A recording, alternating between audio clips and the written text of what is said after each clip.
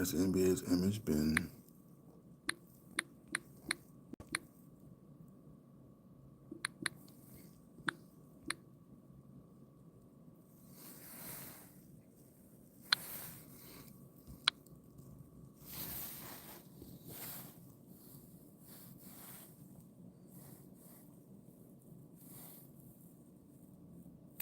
one of those days, I see. One of those hours.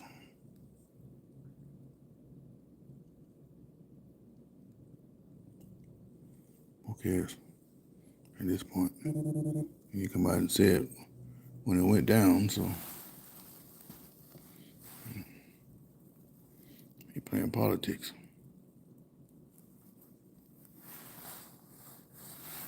Playing politics.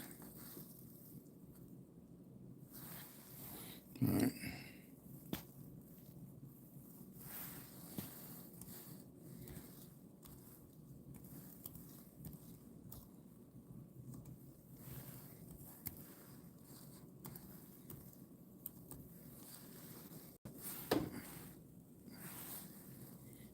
What's the guy's name?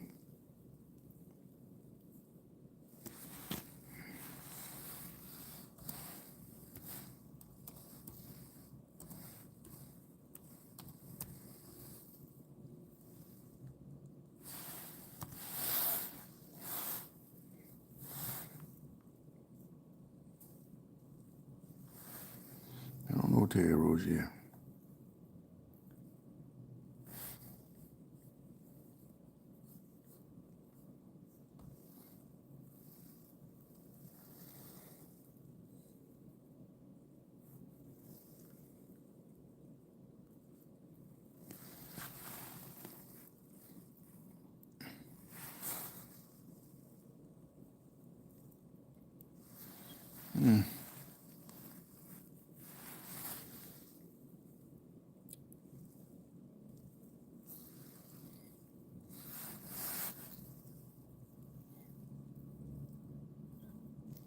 I didn't vote.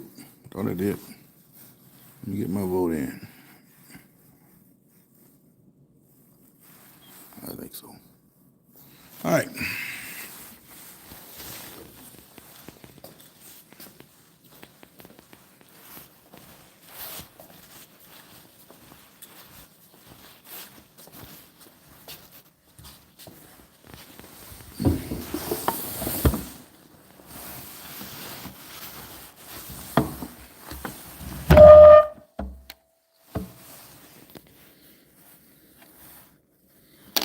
Stand by.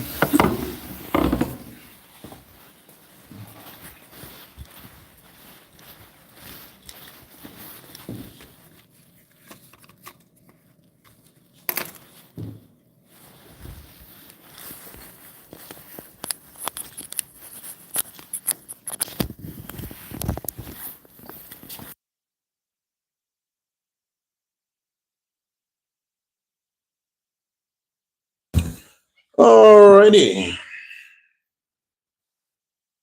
Good morning. This is Sports for Real with Coach Hall. Yeah, my sound going by now. Just to jump right into it here. As you guys know by now, that the NBA has been shook with scandal, so to speak. One of their head coaches, Chauncey Billups of the Portland Trail Blazers, was arrested in a gambling probe that swept up 33 others. This included former players, I think his name Damon Jones, and a guy named Terry Rozier. He's supposed to be involved with some kind of illegal poker scheme that somehow tied up with the mob. Now, when I first heard of this scandal, I'm thinking point shaving allegations. But what they have here, not only do you have some sort of point shaving allegations, you have other illegal things going on, like inside information. In other words, player knowing that he's gonna be sick or some of his teammates are gonna be out for such and such, and the injury reports haven't been released. They release information to some of their friends who turn around and place bets because they have the information ahead of what other people have. That's the same thing that got the former player John T. Porter banned from the NBA, and he's currently facing several years in prison behind those accusations. Um, Detroit, I can't remember the guy, the Pistons, they had a player last year. He's been accused of the same type of thing, and he's facing investigation right now. Haven't heard anything else on that since went down last year, but that case is still ongoing. And then you have these current allegations. The biggest embarrassment for the NBA is that one of Phillips is guilty or not. Well, let's just say, for whatever reason, let's just think about the logic of the situation. I don't know how much money he makes. Let's just say he makes $5 million a year, which probably is less than what he actually makes. And you can make another, what, $100,000 to $200,000 from an illegal scheme. How much is that extra $100,000 going to really matter? The old term was you hustle till you square up. JC, how you doing, man? You hustle till you square up. In other words, you go out there and you break your back and you do everything you need to do to get to a certain point. And then when you get to that certain point and you played all your cards right, then you just sit back and you enjoy. You don't continue doing the same risky activity that's got you built up to where you are now.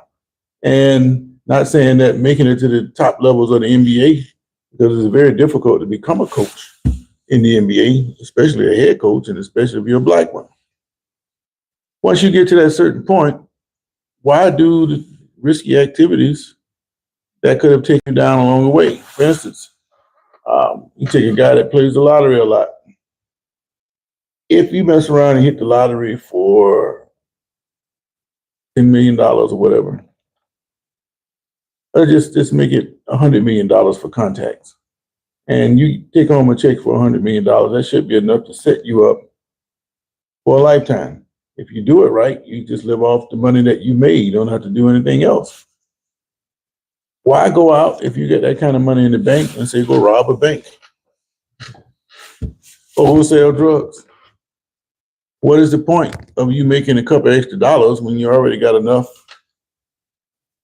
to make it through to the end of your days? It's the same thing as an NBA coach. If I'm making $5-10 million a year, an extra $100,000 from gambling, that's not going to do me much good. So it wouldn't make sense for a person in that position to go out and risk it all. So for that reason, I'm going to give Phillips the benefit of the doubt in saying that I hope he didn't do this. But on the flip side of that, the feds are involved in this. And when the feds get involved, they don't usually make rash movements like, say, your local police department. They tend to do thorough investigations. And before they even approach you, they already got all the information that they need. And that would make Phillips look kind of bad here. In other words, if he's been doing it, he's probably been doing it a long time. And I do know that professional athletes, they like to gamble all the time. They gamble on the plane to the after the games, and they gamble waiting around in the hotel to play their games, whatever. They go out the night before. They do all kind of stuff in the pro sports. So it doesn't surprise me that they gamble, and there's nothing illegal against that. You can stand what you lose. But to bet on your teams is not supposed to be something that people will look favorably upon. And this is the reason why Las Vegas was banned pretty much by all leagues. They didn't want their players to have anything to do with Las Vegas. But then when you start putting teams into Las Vegas, they kind of threw all that out the window because you say gambling is bad, but then you go move into an area that's rife with gambling. All the other stuff that you're talking about, it don't fly anymore, that old way of thinking. And this is why all of a sudden Las Vegas is growing up. Now you got a hockey team in Vegas. You got the Raiders there.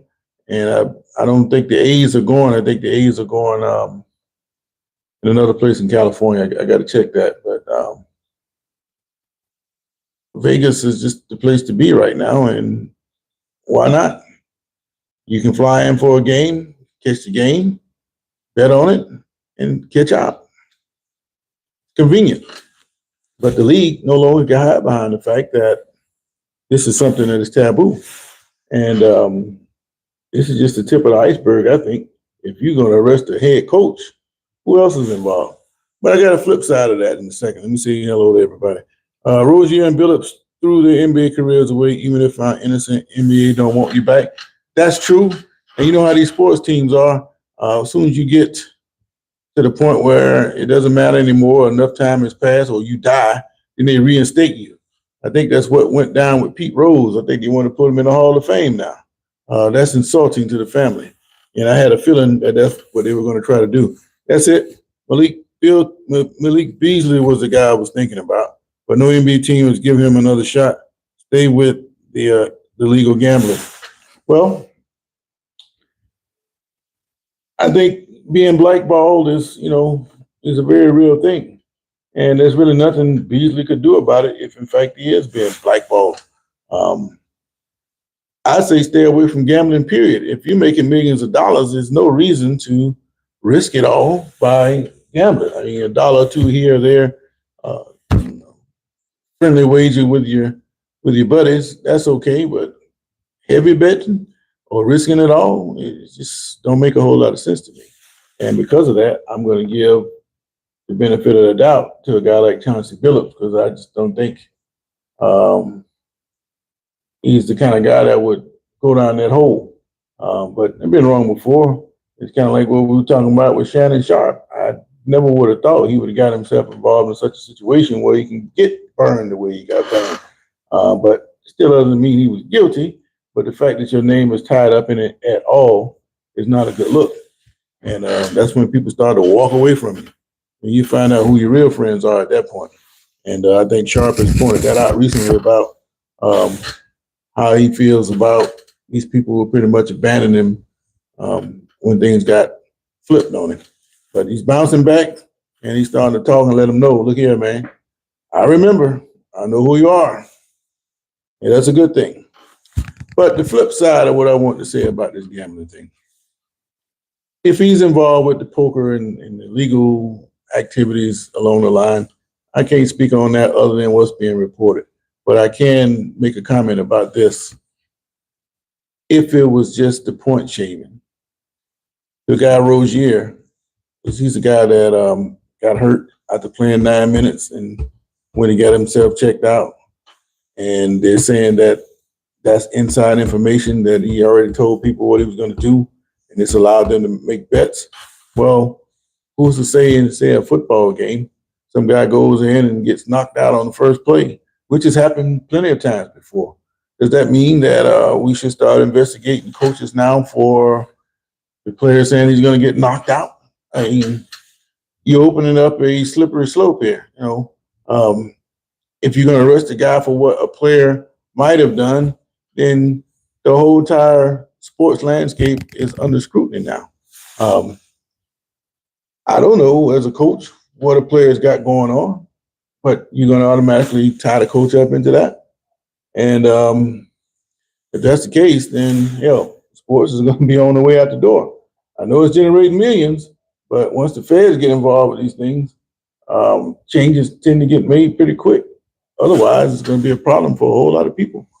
And but like I say, if you're a coach and your player's got something going on, or if he just got hurt and didn't have nothing going on, but he gets accused of it, then it seems like to me that it's a witch hunt going on, and they can take down a whole lot of people by simply saying that we think you got some kind of illegal gambling going on, some insider information. And all the guy went out there and did, he got his head dinged in the first couple of plays, and you're thinking that it's got something else to do with it. And football is a rough, vicious game. And I know you watering it down, but you can't take all the contact out. And if you look at some of the shots recently on some of these players, you'll see exactly what I mean. Matter of fact, inside that box there's 1 million car wrecks per game. So it's not unlikely, or better yet, it's not likely that you're going to have games where players come out completely unscathed. It's never going to happen. But to accuse one of these injured players who've been scathed of doing something illegal, then you can start accusing a whole bunch of people. And that is the downside of what's taking place with this gambling probe. Nobody said it except for me, but I'm telling you, when you get ready to accuse somebody, oh, he must be tied up with gambling. And with the proliferation of all these sports books and the advertisements that you see at the games, or you can just bet right during the game in the stadium and on and on and on. You're going to narrow it down with all these millions of transactions to saying that this guy here is doing something illegal. And all he did was go out there and get dinged up. And you think there's something wrong with that? Not to think about.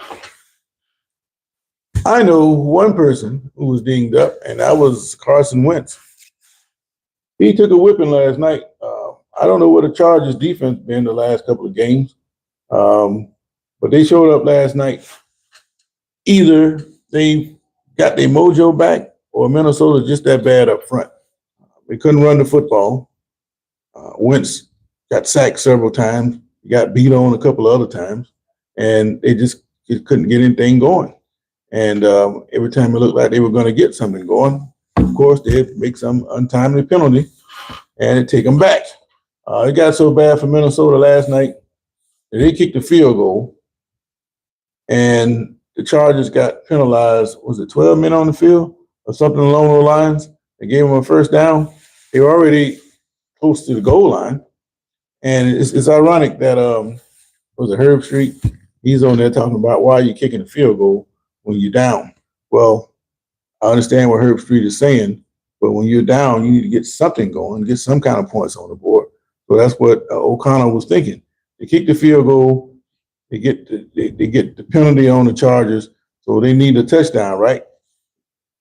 Herb Street doubled down on what he said. Then what happens? They get down there and they go for it and they don't score. So not only did you take the points off the board, you gambling trying to get get the touchdown didn't work out for you. So would it have been a dumb decision to keep those 3 points? Maybe that would have been the spark that got you turned around.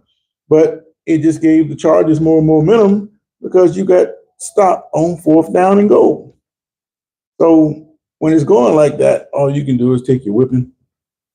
I don't think that Minnesota is bad as the way they looked last night. But I do think that seeing J.J. McCarthy on the bench over there, maybe O'Connell's come to the same line of thinking that I have, that McCarthy is just not ready yet. And if they beat on Wentz like that, with his ability to change protections and being farther along with NFL experience that he has over McCarthy, you can just imagine the kind of beating he would have taken had he been in there. So I think it's best for him to sit over there, learn, go to those meetings, pick it up, and then maybe next year you throw him out there. But I just didn't see any reason why the Vikings, other than his large salary, thought that he would be ready to play this year. He's essentially a rookie.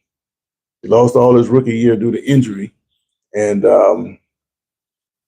he had flashes of brilliance at times, like he rallied them back to steal that Bears game.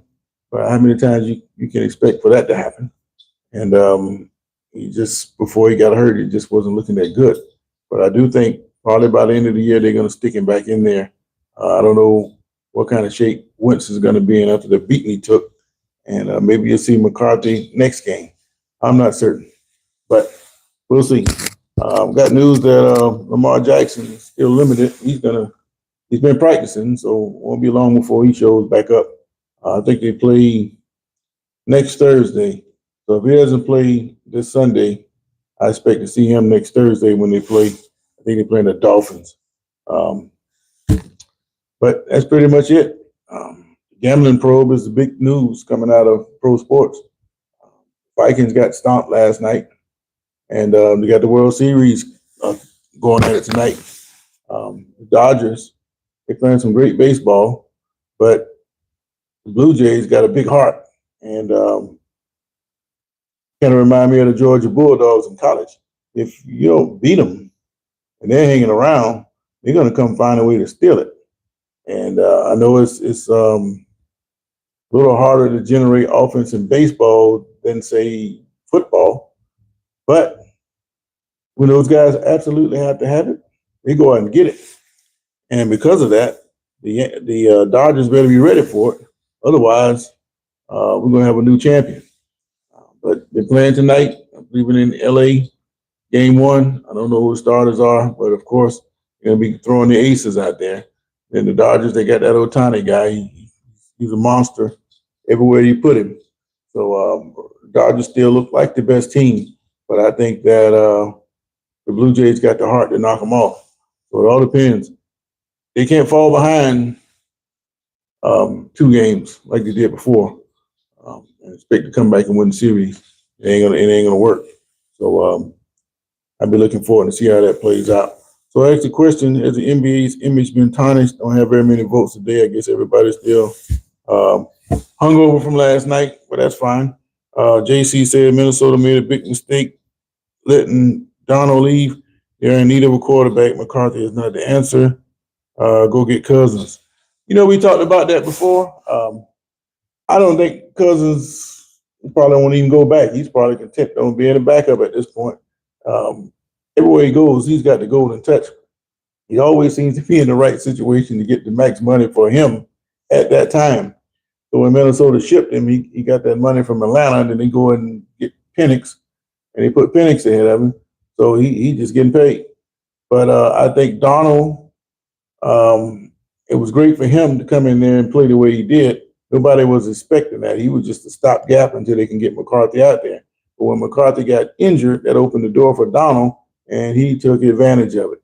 But even then, after having McCarthy, you got that big salary. You couldn't really sign Donald because he was going to command a big salary. Then you had gotten Daniel Jones from the Giants, so they had to make some kind of move at quarterback. They're going to get rid of some of those guys. So Jones ended up with the Colts, and look what he's doing. You see what Donald is doing with the Seahawks. And as much as people talk about the Giants, so like to me, Minnesota is finding a way to blow their quarterback situation. You get rid of all the ones that you really needed, and the ones you kept ain't worth a damn. So they better hurry up and tighten up. Carson Wentz is not bad. At least he's trying to throw to Jefferson. But I don't know if Jefferson has he scored a touchdown all year. I don't think he has. If he does have one, all he got is one. But every time I see him play, he don't get anywhere near scoring a touchdown. So I don't know. All right, Jordan and Charles Barkley bet big bucks in golf games. Maybe these guys have so much money and just like gambling. Not for need, but for fun. No, I think Jordan explained his thing. His dad explained it that he's got a competition problem. And I can understand that thoroughly. You want to win, win, win. And then when you get upside down with gambling, you feel like the next bet is going to be the one to catch you up. And that's how people get caught up. It just fortunately for guys like Jordan, they got the money that hell it don't even affect them. Because he ain't stupid enough to say, look here, man, I bet you $1 billion on this next play. He ain't stupid enough to do that. So other than if he don't bet $1 billion a play, he's not hurt. Even if you bet 100,000, that won't hurt him. But when you start talking about billions, then that will hurt him. But Barkley, I don't know about his money, but I know Jordan's got over $1 billion. So 50,000 here, 100,000 there, that won't hurt him at all. I have heard Barkley say he's going into casinos and what do you say? He bet either he bet $1 million or he won $1 million and kept right on playing. So he finally got smart that when he wins X amount of money, he just quit and just leave it at that. But before he would win and gamble, and as you know, the longer you gamble, you're eventually going to lose it back. So he got smart enough that he stopped doing that. But yeah, these guys bet big money on not just golf. They might bet something 50,000 on a paper football game. It's just the competition is what drives these guys, not necessarily the idea of making money. Money is just the thing that backs everything up. Put your money where your mouth is, in other words. But they don't really, not really sweating the money unless you can't afford to pay. And I heard some guy, I think it was Ocho Cinco, said that when those guys get to betting, they don't let the younger players bet. It might not have been Chad, so if I'm wrong, I apologize. I did hear that about a week ago that when they bet, they don't let the younger guys with the smaller contracts bet along with them because it will hurt them if they were to lose. But it's the guys with the big contracts that do most of the betting. So it made a lot of sense, and it's another way of looking out for your fellow players and in those kind of situations. So I don't know. But are you surprised the Raiders and Geno Smith are playing so bad? Yeah, I am. Geno Smith wasn't playing bad with Seattle. Maybe he should have stayed up there. He started out with the Jets and struggled there. And he bounced around a while, landed pretty well with Seattle. Now he's going with the Raiders and not playing well. I hear reports that people think that Pete Carroll should step down at the end of the year. I don't think that's the case. Pete Carroll knows the game of football, and he's just a facilitator at this point. And you just got to get the right pieces. Teams can be bad, bad, bad, and all of a sudden, boom, look at the Colts. Who expected Daniel Jones to play the way he's playing? One time they got rid of Jonathan Taylor, and because of circumstances, they had to pretty much get him back. But they didn't want Taylor. And look what Taylor's doing now. So there's no secret potion to winning in the NFL. A lot of times it's the bounce of the ball. You got me this time. You might get me next time. But in the next 5, 6 times, it might go my way. So that's how close these teams are. And you're always going to have some teams that get the bounce more so than others in any given year. And right now, the Raiders aren't getting any bounces. But I think Carroll stick around. In another year or two, they'll turn things around. But Smith, he's going to be playing for a contract. If you don't get it together, then they're going to get rid of him. Then the Shedeur Sanders talk is going to come in again. Why didn't you pick up Sanders? So I'll be glad to see this guy finally get on the field so we can see just what we got here. We saw him in the preseason. I want to see how he does in the regular season, where there's no more vanilla coverages, and let's just get through this game into the next one. I'm interested to see just how this guy does. I like to see it for myself. All right, anyway, the horn just went off, so I got to get up out of here. I don't have much voting things going on. I asked is the NBA's image tarnished, and right now we got 3 votes that says, yes, it has been tarnished. I say it would be tarnished through the media, but everybody that knows anything about these sports organizations know that these players, they're all involved in it some kind of way. What will really be bad if you find out that got some high-level people in these organizations that be betting on the games, kind of like the owners. Like you might have a guy from one team, the owner of one team bet another guy and say, look, I bet we sweep y'all this series. I'm sure they'd be betting that way. But of course, they're not going to get scrutinized the way the players would be. Just like the inside information. That's supposed to be illegal, right? But that ain't what I hear goes down throughout this country. So it's all about what position you're in that will determine how much trouble you get in if you get caught doing what you're doing. And that's just as simple as that. But anyway, I just want to say a few things about the betting thing with Billups. I hope he hadn't done it. I'm going to give him the benefit of the doubt. And if he is guilty, then they're going to bring the hammer down on him.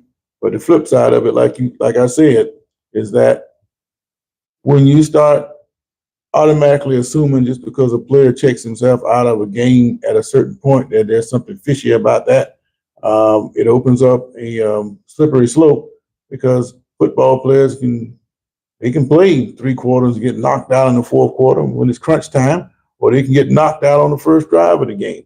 Does that mean that somebody is illegally betting or giving some inside information because this player got hurt?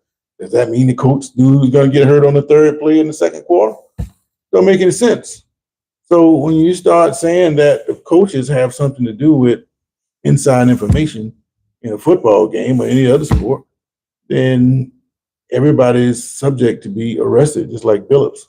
So this thing here can go 1,000 different ways, and they need to hurry up and resolve it. If they got something on Billups, they need to present it. If he's guilty, go ahead and plead out and get it over with so you can get on with your life. But it's not a good look for the league when one of your coaches get arrested for something like that, especially when you go to that same team's arena and they got advertisement for sports betting all over the place. It's a contradictory, and it's very full of hypocrisy, I should say. But anyway, that's all I can say about that. But anyway, I got to get up out of here, man. Friday, there's some breaking news. I'll come back on later. If not, we talk a little college football in the morning, around about 11 o'clock. It'll be interesting to seeing some of the matchups that we have going this weekend. As you know, college football season is heating up. And with that, firing season is also heating up. And who's next? I'm waiting to see who the hammer's going to fall on next in college football. Kind of surprised to see the Gators get rid of Napier halfway through the season, especially after winning the game. But Colorado State, I wasn't surprised at that. And Luke Fickell, he might be on standby up there in Wisconsin. He better tighten up. Maybe he'll make it through the season, but don't look so good after that. But we'll see. We'll talk college football tomorrow. So wherever you are in the world, have a great day. This has been Sports for Real. I got to get up out of here, man. I got to go to work. Can't wait till, was it Monday night or Sunday? Steelers going to get